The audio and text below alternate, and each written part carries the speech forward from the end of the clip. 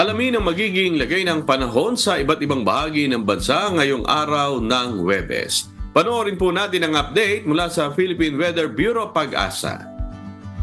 Asahan na po ang mga pag-ulan ngayong araw at sa mga susunod pa na araw sa malaking bahagi po ng Southern Luzon, Visayas and Mindanao dahil po sa umiiral na southwest monsoon or habagat na siyang unti-unting pinalalakas. Ito pong bagyo na nasa labas ng ating Philippine Area of Responsibility.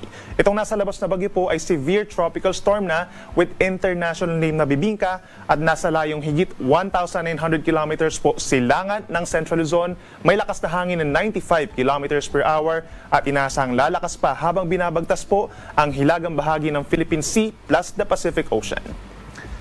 Base naman po sa pinakauling track ng Pag-asa, inaasahang kikilos po pahilagang kanluran pa rin ang nasabing bagyo at posibleng nga maging typhoon bago siya pumasok ng ating Philippine Area of Responsibility bukas ng gabi.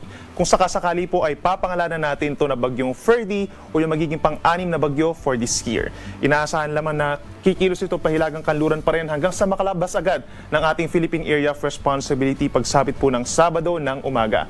Sa paglabas nito, magpapaibayo pa rin po ito ng habagat or southwest monsoon kaya't magpapatuloy pa rin ang mga pag-ulan in many areas of our country hanggang dito sa may northern and central Luzon kabilang na ang Metro Manila hanggang sa susunod po na linggo na yan.